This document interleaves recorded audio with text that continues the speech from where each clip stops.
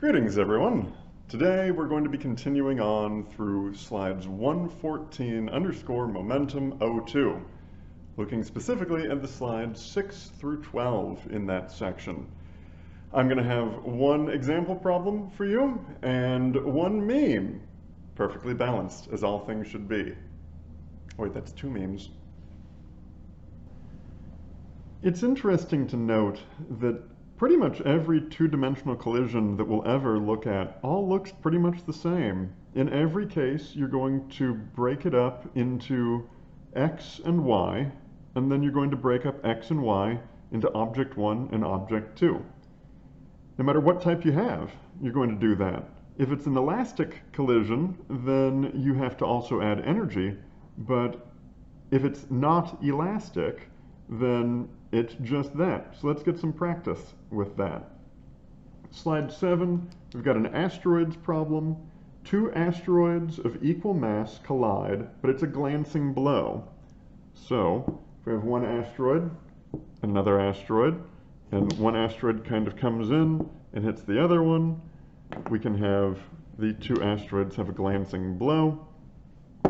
And what we'll do is have one asteroid coming in and striking another asteroid that's there. This first asteroid, which we will label as A, is going to bounce off of this one and go off in this direction. And B, meanwhile, will be shot off in this direction. We're given some angles. This angle here is 30 degrees, and that angle there is 45 degrees. We're also told that the initial velocity of A is 40 meters per second. And I ask a question in my slides. I ask, what changes from the last example? B, by the way, is stationary at the beginning of this. A is the only thing that's moving. So what changes from the last example? The last example being the car and the truck hitting each other at an intersection. I'll give you some time to think about that. Pause if you need to. All right. Effectively, nothing changes in this example. All we're really going to change is the initial conditions and do a little bit with the trig here. And that's not too bad.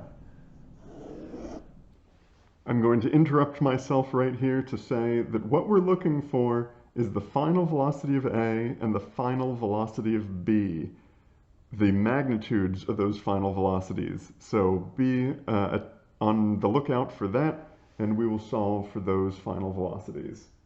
So how to set it up? We say delta P is equal to 0.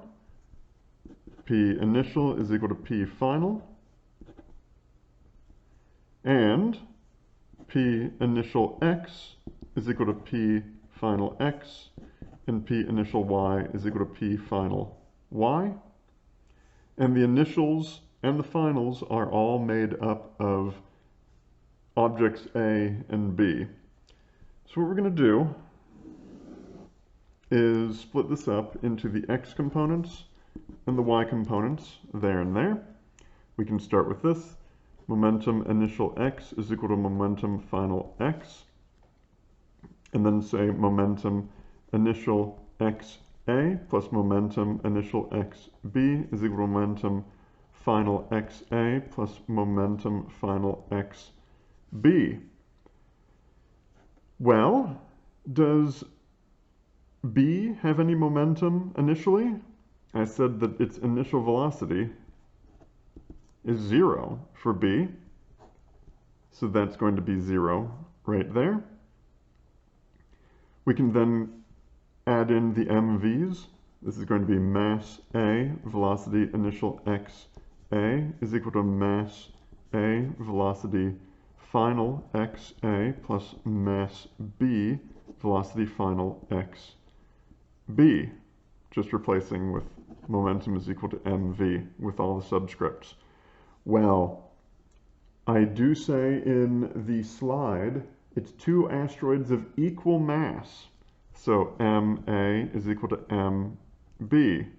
And I'm just going to say that that's all equal to m. And now that there's an m in every single term, I can divide both sides by m and cancel out all of that in one step. Now, what is the initial velocity of asteroid A in the x direction? I'll give you a moment to think. All right.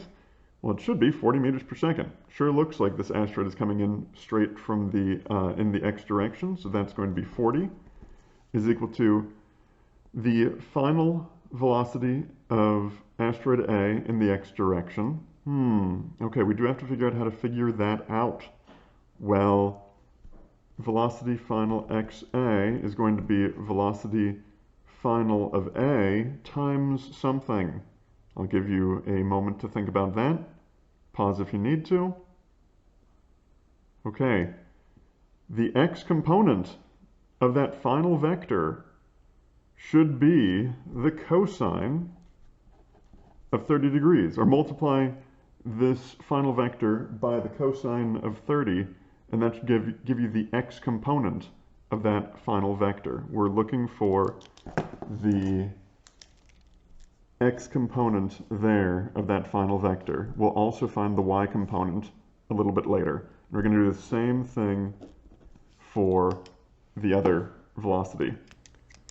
Okay, what about v final xb? What is v final xb going to equal? Well, it's going to equal v final b times the cosine of, let's just say, negative 45. It is going down. It doesn't really matter with cosine, but we can write it down anyway.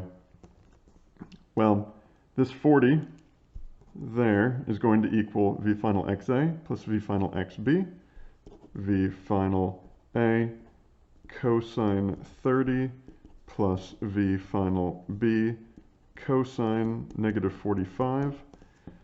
Let's go ahead and convert this to more numbers. Cosine of 30 is 0.866 v final a plus cosine of negative 45 is 0.707 times VFB. And that's really all we can do right now on this side. And that's okay. We don't have to do anything more than that on this side. Let's move on to what's happening in y. Momentum initial y is equal to momentum final y. What is the initial momentum in the y direction? I'm going to let you pause and decide what the initial momentum will be in the y direction for this system.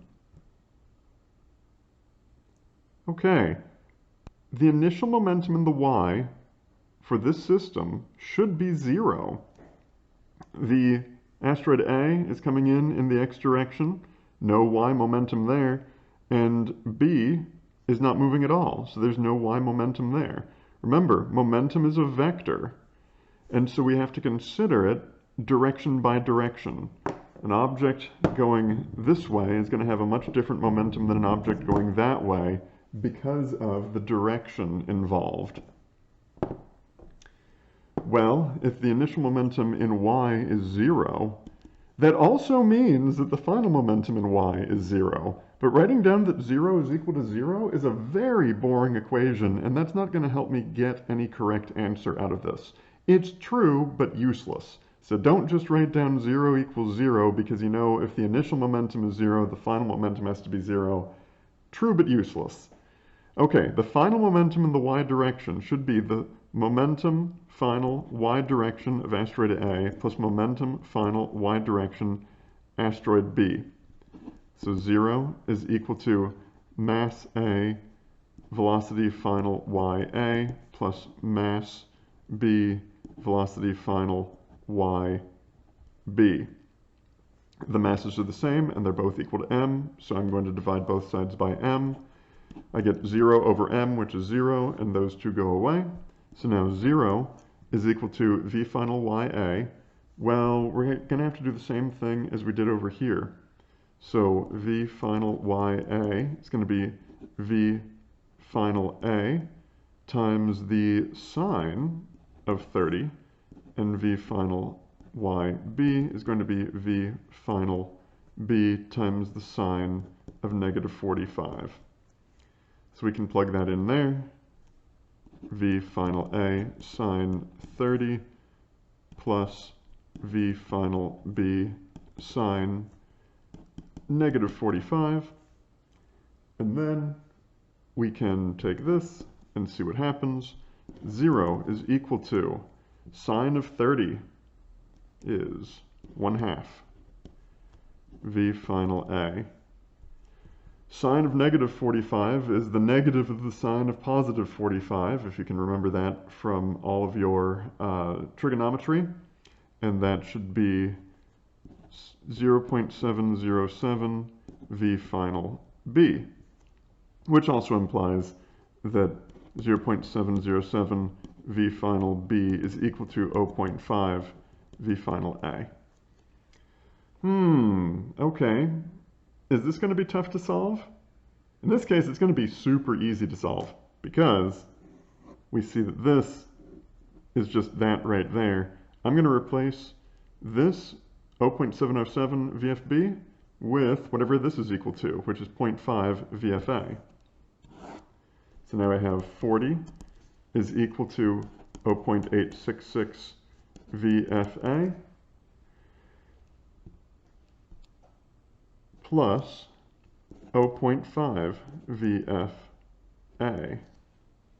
Therefore, 40 is equal to 1.366 VFA. And we can say VFA is equal to 40 divided by 1.366 is 29.3. 29.3 meters per second. What does that mean for V final B? Well, if we plug in this there and divide by 0.707, then we've got this there times 0.5 there divided by 0.707, and we get that V final B is equal to 20.7 meters per second. That was what the question was looking for, the final velocity of asteroid A and asteroid B. We found it by breaking everything up into x components and y components, and stuff for A, stuff for B, in initial and final. You can see how this one little equation here can grow into this kind of monstrous sets of equations there. It happens by just turning this into what components create that, turning these into those equations because these are vectors and these are the components of the vectors, turning these into parts A and B, asteroids A and B, and just solving all of it out. These problems take a long time, but they're very mechanical. They don't need a whole lot of thought behind them. As long as you get these initial steps set up, you can get everything very, very quickly. As promised, I've got some memes. So, can we solve a 2D elastic collision problem? Well, yes, but actually no. Okay, so why is that?